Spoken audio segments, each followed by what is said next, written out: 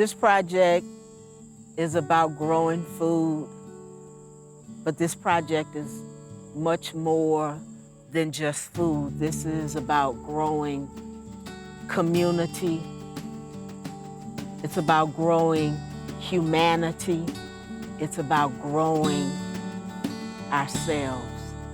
We as a community recognized that there was a lack of food access within the city of Detroit, and understanding that those who are closest to a problem are the ones who are most capable of creating solutions, we decided who better but us.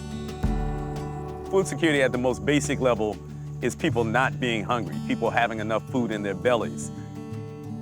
We have grown to understand that our work is really not fundamentally about food security, but it's about food sovereignty.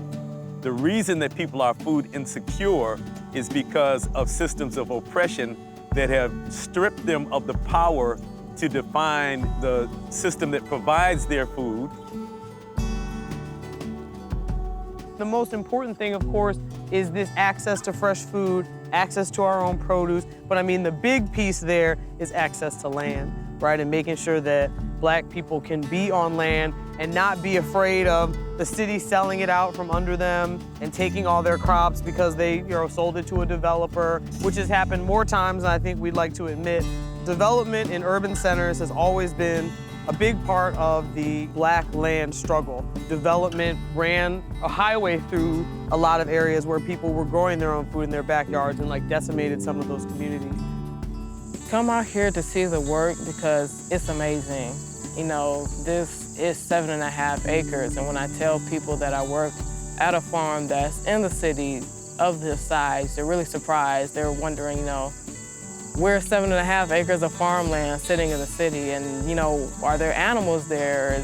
What do you grow and all of that? So just come and see it.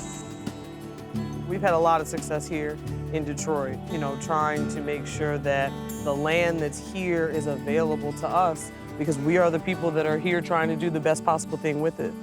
In the middle of what is considered a food desert or an impoverished community, people are coming together to learn how to cultivate land, how to cultivate one another, are building skills, are learning about ecology, are learning about sustainability, are learning about farming, and are taking everything and building something for future generations.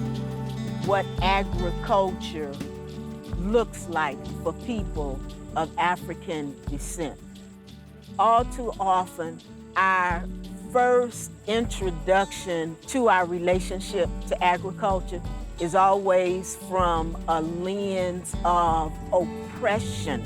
It's either our enslavement or sharecropping or tenant farming.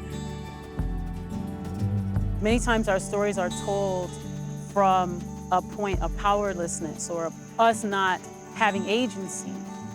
People lose hope. People lose a sense of purpose. People lose a sense of value because over time, they keep getting shown again and again and again that they're not valuable.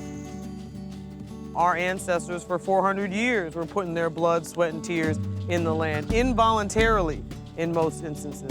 And so to be able to come back to the land voluntarily, to make the choice that we're gonna be here and that we're gonna reinvigorate the perspective that the land is a divine being that needs our support and that needs our love. That's the highest form, I think, of ancestral reverence.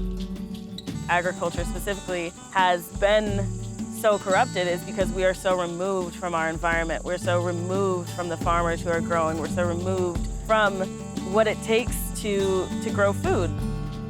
Growing your own food, it represents a sense of freedom. So I don't want the decision of my family eating or surviving or having food to eat being left in the hands of a corporation or a system that I know doesn't have my best interest or my family's best interest at hand or even my community.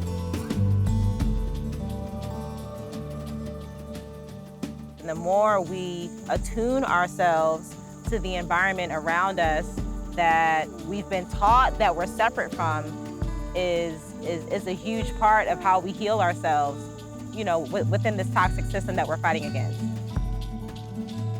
It may not look like the activism of the civil rights movement, but it's a different kind of movement. The work of our ancestors is work that we have been charged to continue as we reintegrate into the natural world, as we reconnect ourselves to ourselves. This work becomes healing spaces for us. And as we heal others.